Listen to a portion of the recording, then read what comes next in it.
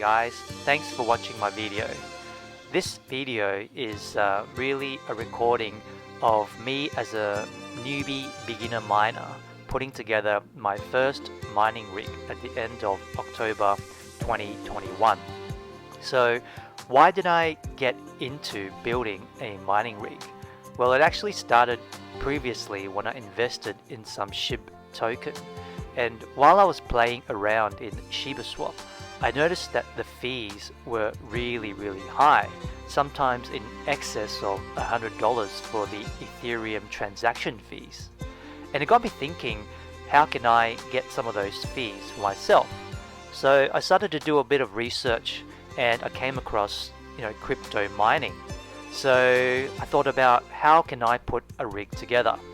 So after doing some research, I came across Red Panda Mining's YouTube channel, and his channel was of great help in actually helping me to put together my rig.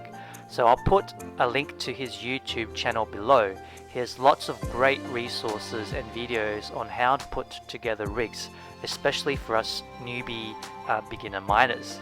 So once I had an idea of roughly how to put a rig together, I started to buy all my parts and buy all the bits and pieces that I needed, and I put the rig together.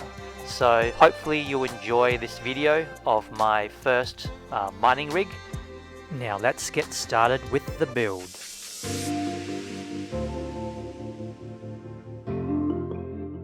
So obviously, to build a mining rig, the first thing you'll need is actually the frame.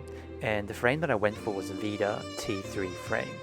Now the reason I chose this frame was because it looked really compact and it looked really stylish.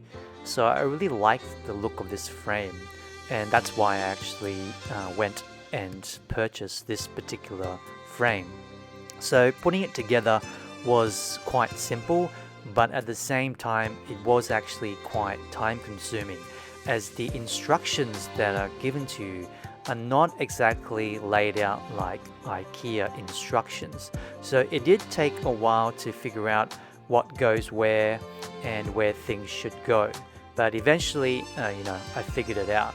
Now in hindsight, I realized that I probably should have gone for a more standard sized frame, because the GPU that I bought was actually a RTX3090, and after putting it in, I realized there were other issues that I was going to encounter later down the track, especially with trying to fit in eventually 6 RTX 3090s. So it's something to think about and consider when you're actually buying your case, is that you kind of need to plan ahead and think about the cards and how many cards you can fit into it, and the amount of power, etc., that it requires in order for you to fit the GPUs into your frame. But in my case, since I was only going to start with one GPU, it didn't really matter. But after putting the rig together, I realized that there were a lot of other things that I hadn't considered, and in hindsight, the case in the long term was probably going to be a little bit too compact. So that's some of the things that we kind of need to consider if you're gonna buy or start making your own mining rig. So that's the case, but overall I'm happy with the look of the case, but it would have been better if it was a longer or wider case, just to get more airflow through for the GPUs for cooling.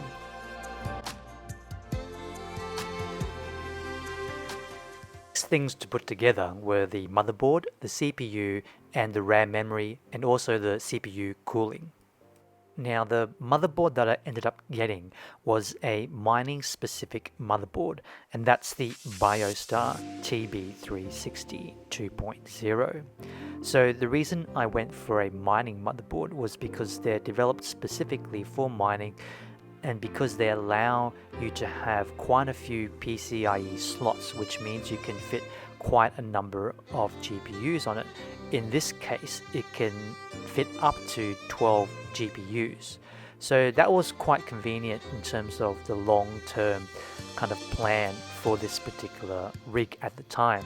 And it was also the cheapest because the other mining specific motherboards, ASUS B250 and the ASRock H110, were both about 590 Australian dollars, where the BioStar was only about 380, 360 at the time. So that's the reason I ended up choosing this particular motherboard. So the next thing I got was the CPU for the motherboard, and I ended up getting a Intel i5 94000F 2.9 GHz. And the reason I ended up getting an i5 is because at the time, being a newbie at this, I decided to go to my local computer store to get some of my parts. And the only CPU that could fit the LGA 1151 socket that they had was the i5. So that's the reason I ended up getting the i5. So if you're building your own rig, you don't necessarily need to get an i5.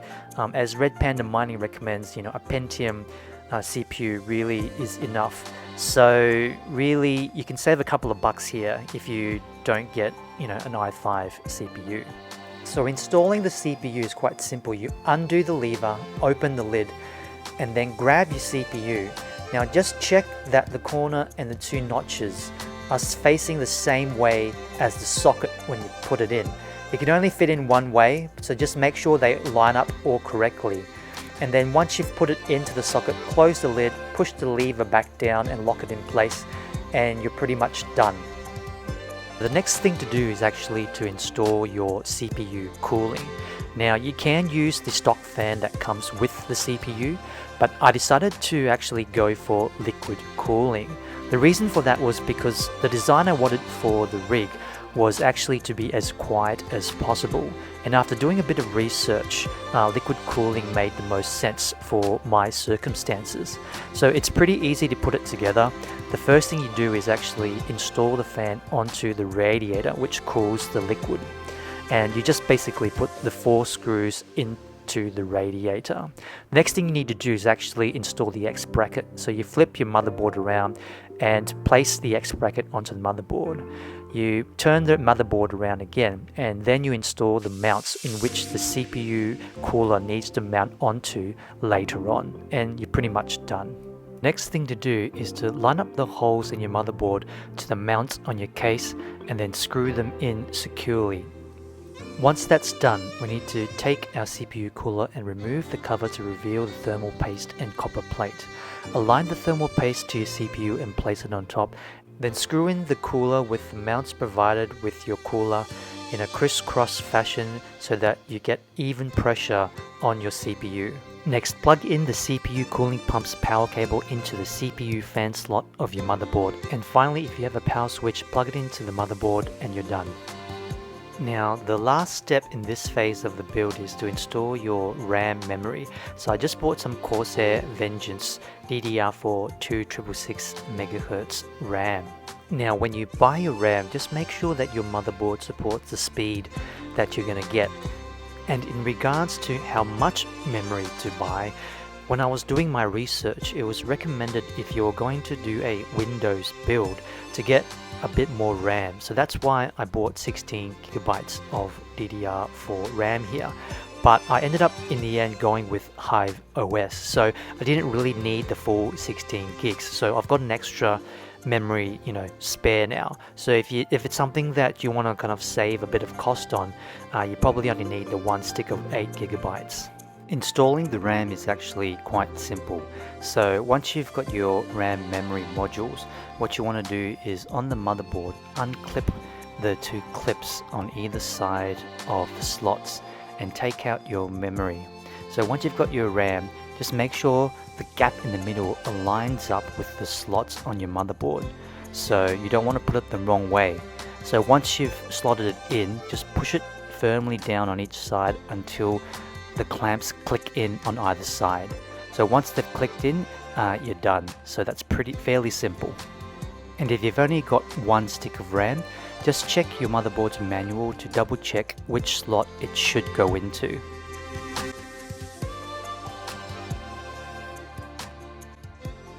for the power supply, I purchased an EVGA 1600 watt platinum power supply. So how do you actually figure out how much power you need for your mining rig? So the first thing you need to know is the total power draw from your GPU, or the TDP. In my case, I purchased an RTX3090, which was a 350 watt power draw from the card. The initial plan for the rig was to eventually have 6 GPUs altogether, and you'll see later why this ended up not working. But from this idea, I thought I'll try to build up to half the GPUs first. So 3 3090 GPUs ends up being 1050 watts. And we need to work on this 80% rule. And the 80% rule is that we should only use 80% of the total power that we have for it to actually be safe, because we don't want to burn our house down, something like that, right?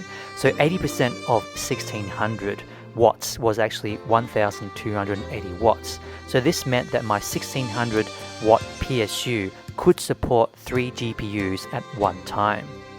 After ordering and purchasing everything that I needed for the rig, I was doing more research and I realized that I hadn't accounted for something in regards to the power, and that was the actual power draw from the outlet or the wall. In Australia, the standard home runs a 10 amp circuit at 230 volts, which is roughly 2300 watts. I confirmed the 10 amp breaker on my power board, but if you're not sure, just check with your local electrician. So assuming I could get the 2300 watts working at 80%, that meant theoretically I could only pull maximum 1840 watts from this one 10 amp circuit.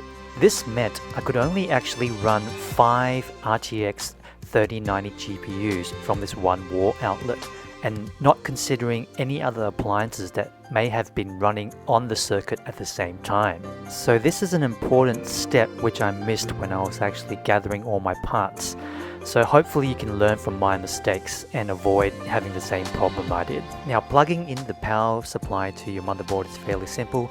Grab the 24-pin ATX cable, plug it into your power supply, and then plug the other end into the 24-pin slot on your motherboard, and you're done. Before we install the GPU, the first thing we need to do is to actually install the GPU riser. So what the GPU riser is, it's kind of like an extension power board for the PCIe slot on your motherboard. And what this allows is it allows you to actually install the GPU further away from your motherboard. As with this type of motherboard that I purchased, you're not able to physically install 12 GPUs onto the actual motherboard. So that's why you need the GPU riser. Now, as you can see, it's fairly simple to install the riser. First, place it onto the actual GPU bracket and align the mounts up and screw the screws in to secure the riser. Next, we need to actually slot in PCIe to USB extender into the PCIe slot on your motherboard. And finally, plug the USB into the extender and then the other end into your GPU riser.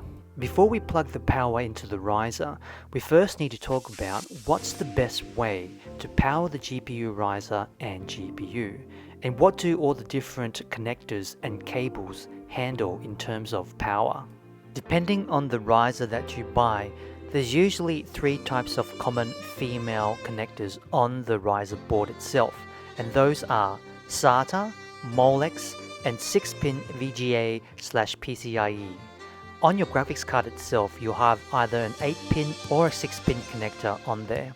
And finally, you have a PCIe 16X slot for the GPU card down the middle of the riser. So it's important to understand the connectors and the cables and how much the connectors draw and how much the cables can handle in terms of power, so that we can actually power our rig safely without burning anything down.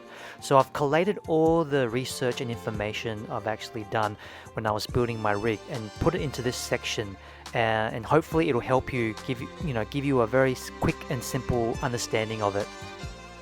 The first thing to know is that the PCIe X16 card or connector on your actual GPU at maximum will draw up to 75 watts. So in understanding that, we now know that we need to give our PCIe riser, at least 75 watts to power the PCIe X16 connection to power our GPU safely. On EVGA's website, they actually state that their SATA and Molex cables are ATX standard, which means that they are rated for 54 watts. So in understanding this, then we now know that it's not safe to power our riser with the SATA or the Molex cables, as they only draw 54 watts through the cables and we require 75 watts. So therefore, the best way to power our riser or to be safe is to use the 6-pin VGA, which draws actually 75 watts of power, and the cables can handle up to 192 watts. Now the 8-pin connectors on your graphics card will draw up to 150 watts, and the cables can actually handle up to 288 watts. Now, as an example, the RTX3090 ASUS TUF graphics card that I purchased has two 8-pin connectors for the power and also the PCIe slot that it connects to. So the total power draw for this card is rated at 350 watts. So from this we can assume that the two 8-pin connectors are each drawing 150 watts each, which makes 300 watts. So the remaining 50 watts must be coming from the PCIe riser.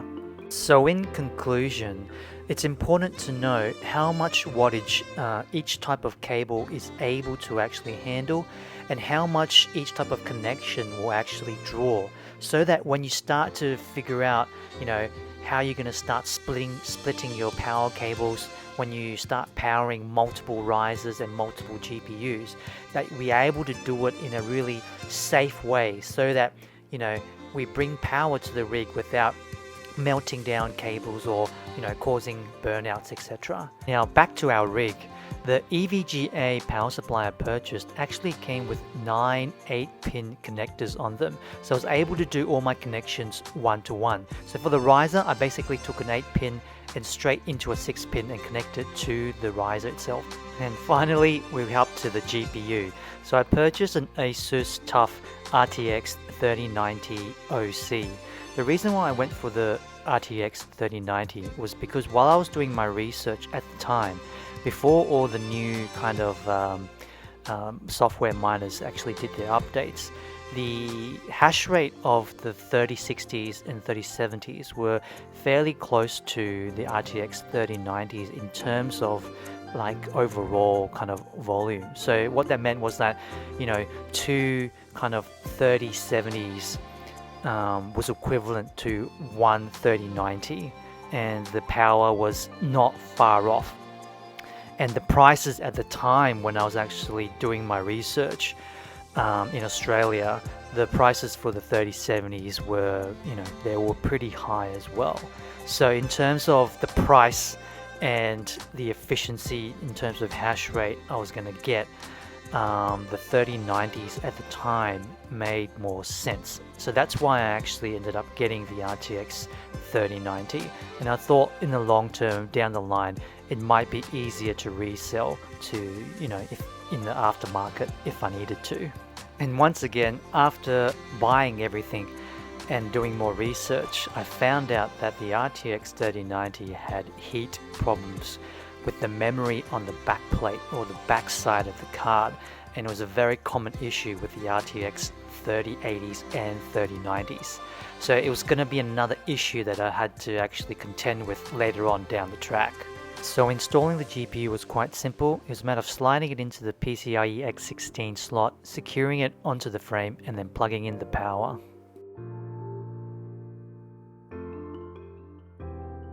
For the fans, I actually ended up buying the Arctic P12, and it came in a pack of 5.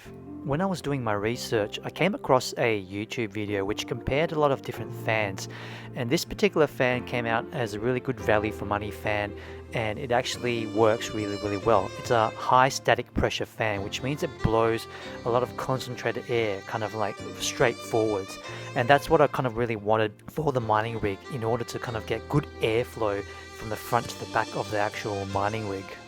So putting it together is fairly simple. Just put all the screws together to link them up and then just screw it onto the actual mining rig frame. Now, because these fans are all PWM fans, I wanted to have, a certain amount of control over them. So I bought a Deep Cool 10 fan hub in order to connect them all to the actual motherboard so that I could control them instead of having them all run at 100% fan speed all the time and being super noisy. So installation's fairly simple. Just take each fan's cable and plug it into the fan hub, and then take your controller cable for the PWM and plug it into your motherboard. The last thing I purchased was a Waveshare 7-inch USB powered HDMI screen, and I wanted the screen because I liked having to be able to have a little small monitor in case I needed to troubleshoot instead of having to lug a big monitor to the actual mining rig. So the screen is optional, and a lot of people make do without it, but I just really liked having the little monitor there.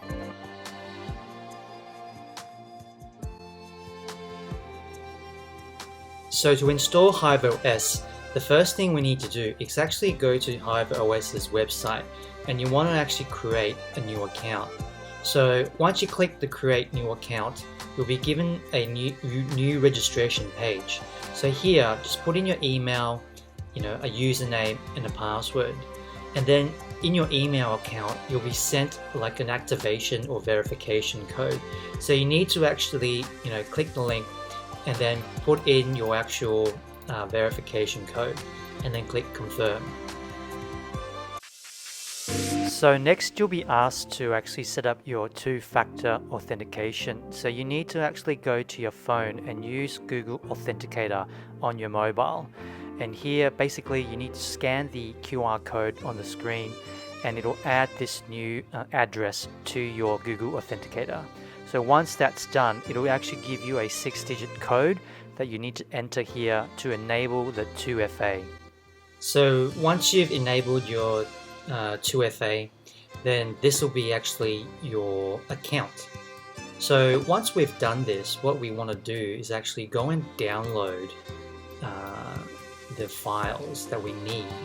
So you basically want to come back to the main HiveOS page and click install. And then here we're looking for GPU. So we want to download it as a zip file. So download the file. That's the first step.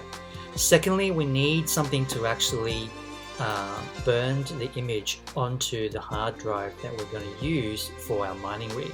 So you want to come to this site here called Balena Etcher, and you want to download whatever version you're using, Windows or Mac, and download the actual program itself. Basically, once you've got the file, you want to install it onto your computer. Now, once you've installed Balena Etcher, you need to be able to burn the HiveOS image onto the SATA hard drive. So here you'll need a USB to SATA connection cable in order to hook up your hard drive to your computer. Once your hard drive is connected, open Balena Etcher, and now we're going to actually flash the HiveOS file onto the hard drive that we've just connected. So here you want to click flash the file, find the HiveOS file we downloaded, and here you want to flash the drive. So it'll detect the hard drive that you've connected via USB, select it, click select, and now we're just going to click flash in order to flash the image onto the drive.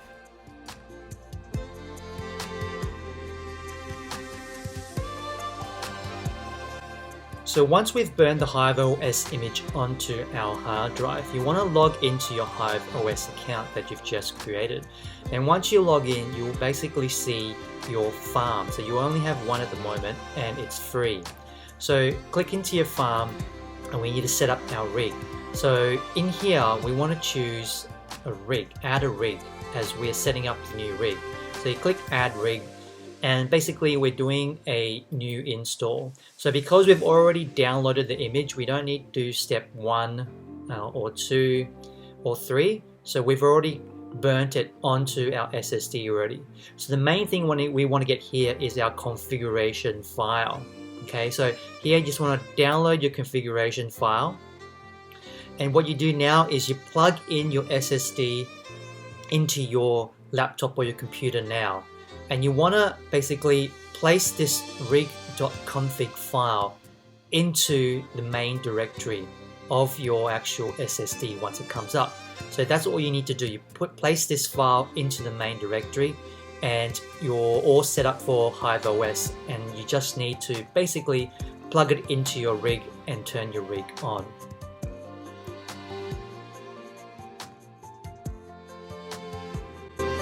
To configure the BIOS, first turn on the power to your rig, and as it's booting up, you want to either press delete or F2 depending on your motherboard. So for our particular motherboard here, delete was the key to get into the BIOS setup.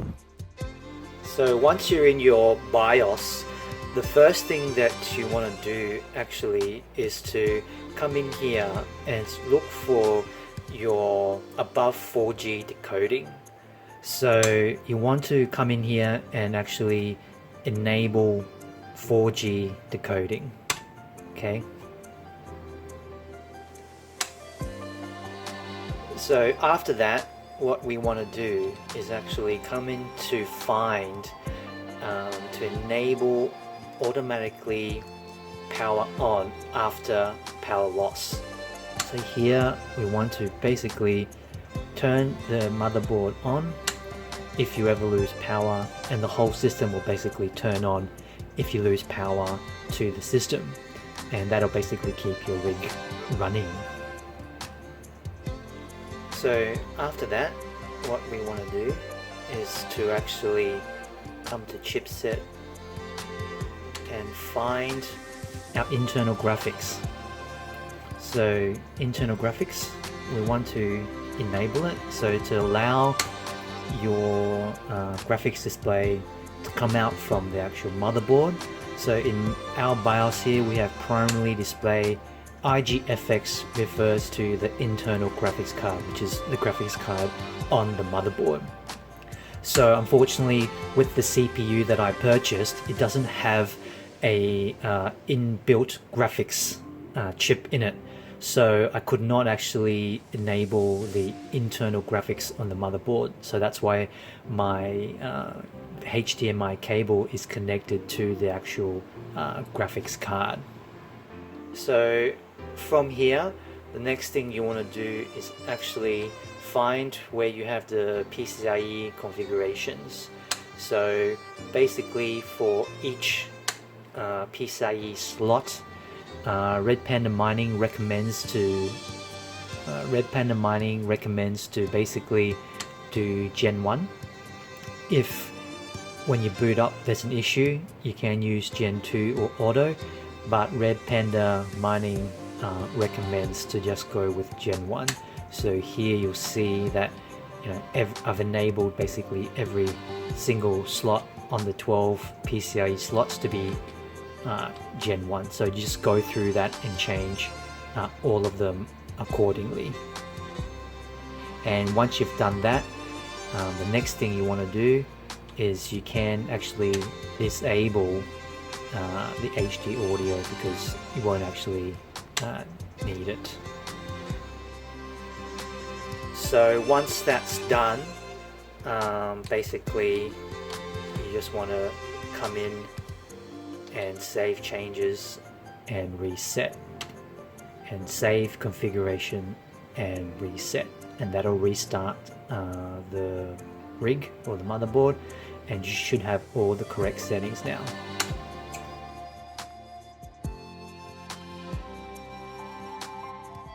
So once you turn your rig on, what you want to do next is actually to log into your HiveOS account. And once you've logged in, what you'll see here is your actual farm. Okay, so we'll click onto our farm, which is our free account. And here at the moment, you'll see this is what the rig is currently called by default. So when you click into it, you'll actually see that our GPU is actually being detected.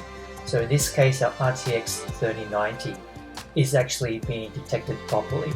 So if you want to give your rig, its own name, you can come over here to settings and just change this to whatever you like and update it basically. So now our rig has a custom name, so just easier for you to actually manage. So once that's done, the next thing we want to do is actually to create our wallet.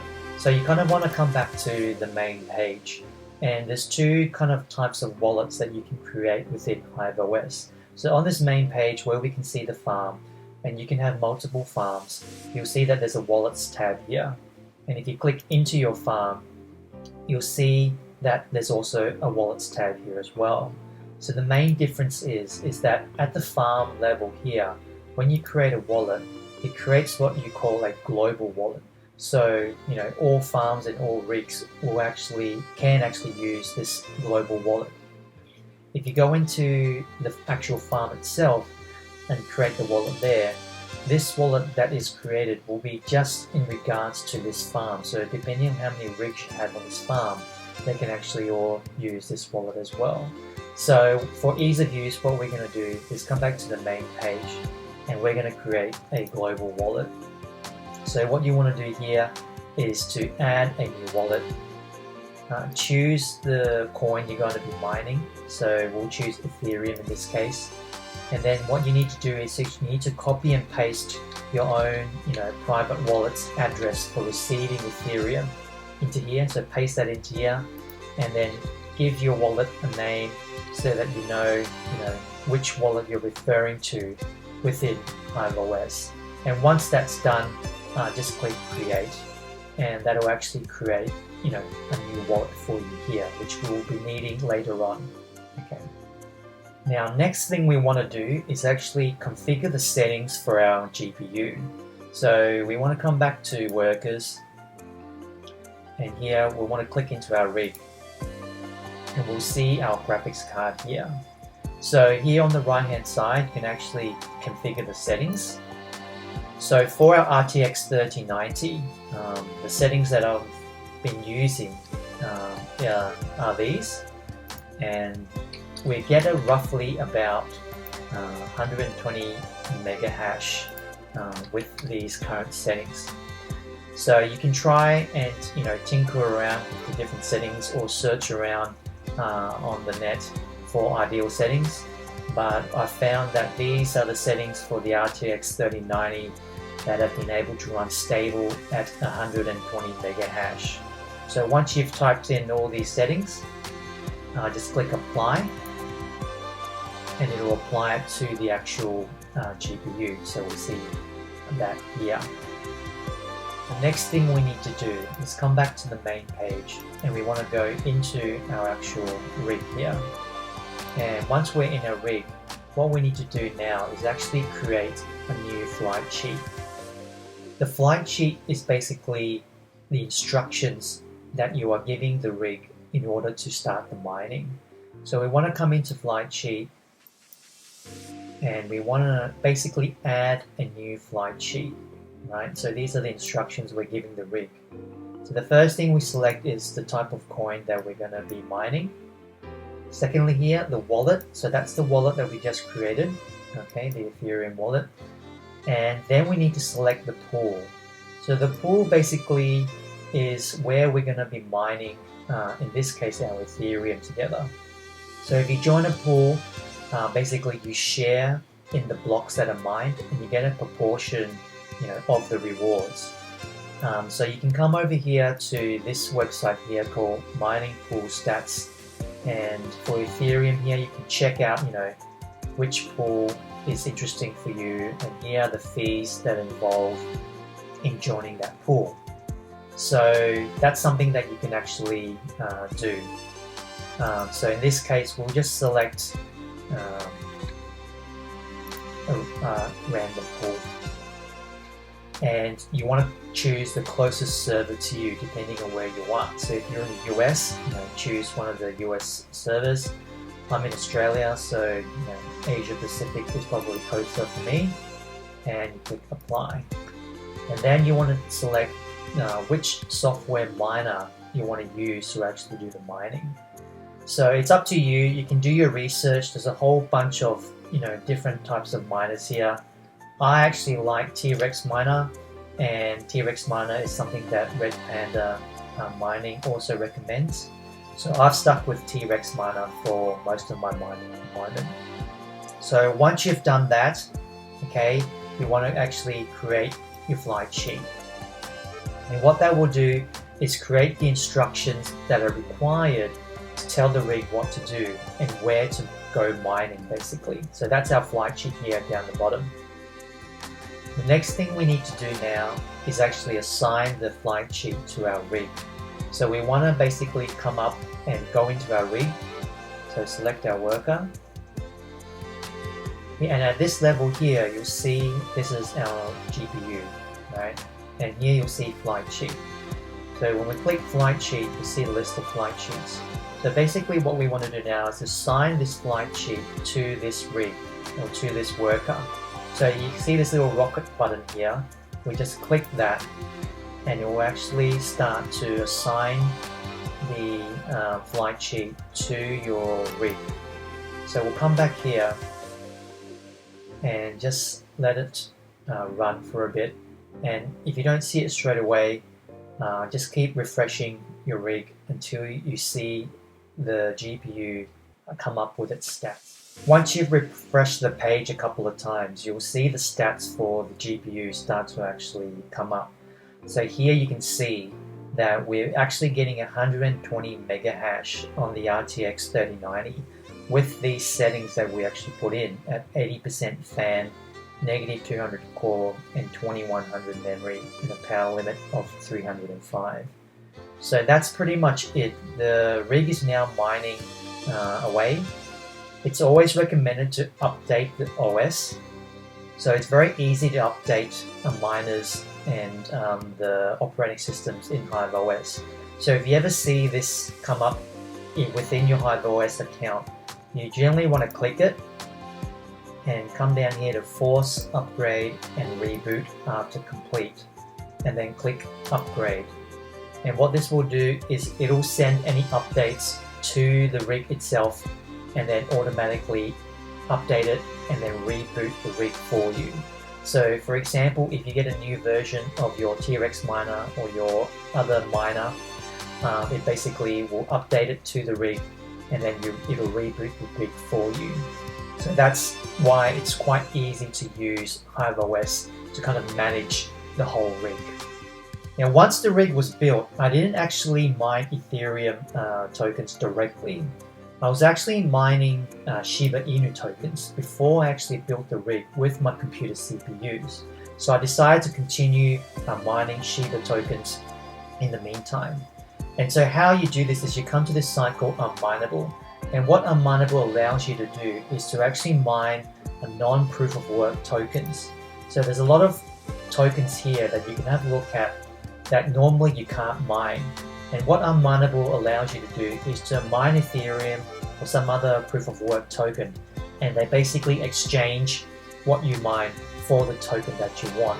So in this case, I was mining Shiba Inu. So if you want, some instructions on how to set this up, let me know in the comments, and I'll make a separate video on how to set this up within HiveOS.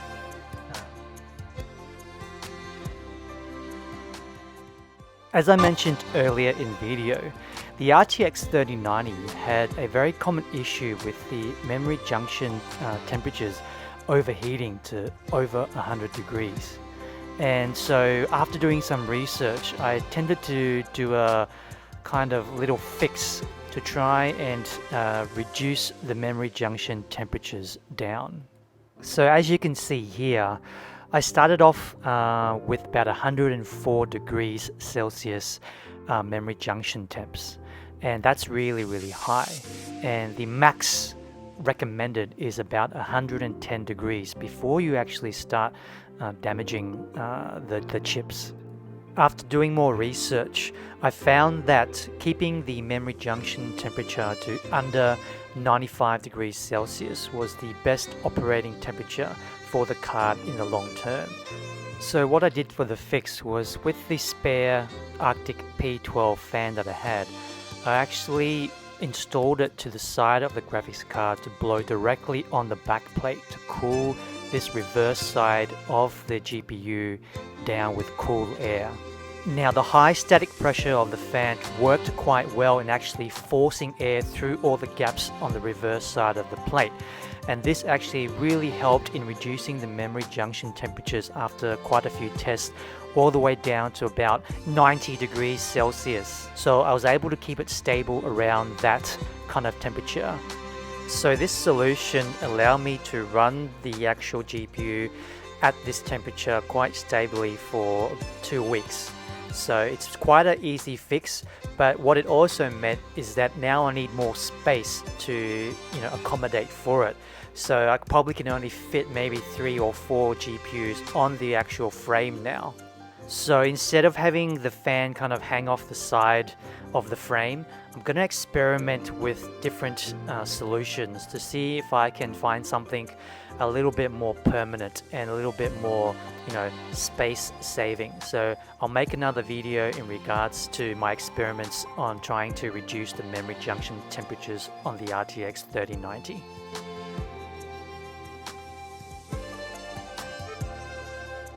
So for the final part of the video, I want to share some of the things that I learnt when I was putting this, mining rig together. And the first thing is the total power available from the wall. So check how much power you can get from your wall, as this is really going to determine the number of GPUs that you can run. So in my case, the RTX 3090s, I ended up not being able to run as many cards as I initially planned. But obviously, if you're gonna, go for a different GPU like an RTX 3070 or 3060, etc., you probably can run more cards. So it's really important to determine first how much power you can actually draw, and that will determine how many cards you can run. Number 2 is more space for airflow. So airflow is more important than the compactness of your mining frame. So as I mentioned earlier in the video, in the end I probably shouldn't have gotten this more compact frame. I should have gotten a standard frame, which would have allowed more space and therefore more airflow in between the cards. Number 3 is less cards per rig. So it's recommended to probably have 6 cards per rig, as it's going to be easier to manage and troubleshoot if you get any problems with the actual mining rig. And this is something that Red Panda Mining recently has been recommending as well. So it's just easier to basically have 6 cards. And if you get a small standard size, frame, you can actually stack these. So in the end, you still can get, a lot of cards into these rigs. Number 4 is HiveOS versus Windows.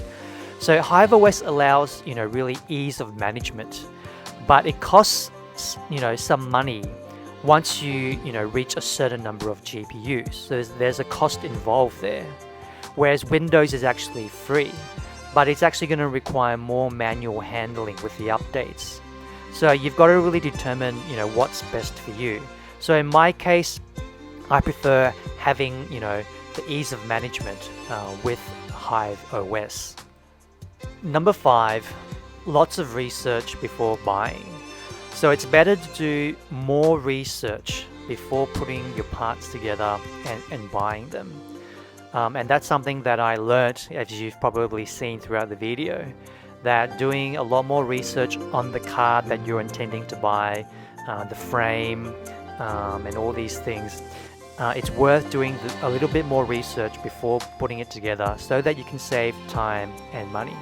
But sometimes, you don't know what you don't know. So do as much research as you can and then put your parts list together. The last one, number 6, unaccounted costs.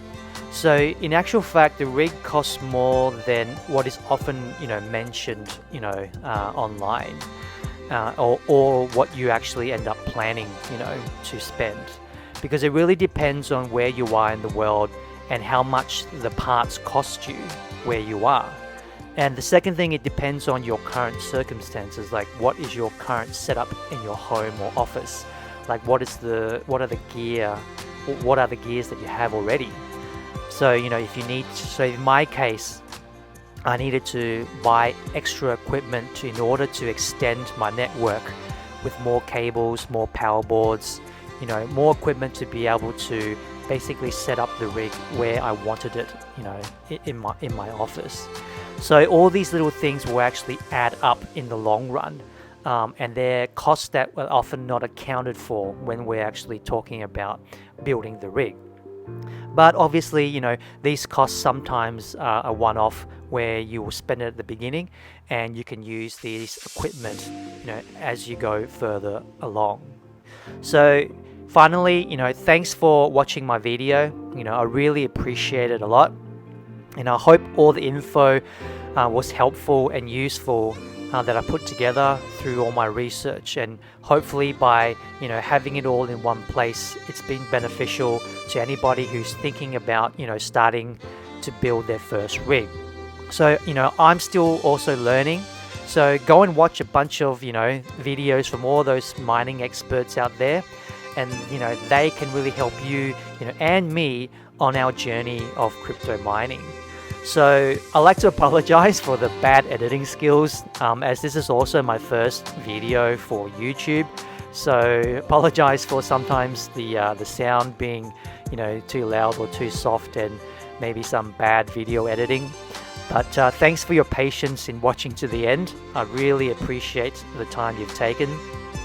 And finally, I need to make a disclaimer for YouTube. So I'm not a financial advisor, and I'm not telling anyone to buy, hold, or sell any crypto, as it comes with its own risks. But hopefully I'm able to bring information, education, and a little bit of entertainment, so that everyone can be our own judge and be your own judge on what is best for you in your own circumstances. So if you've enjoyed the video, please consider liking and subscribing to follow the journey of my RTX3090 rig and all the adventures that are to come with it. So I wish everyone happiness and health, and bye. Thanks.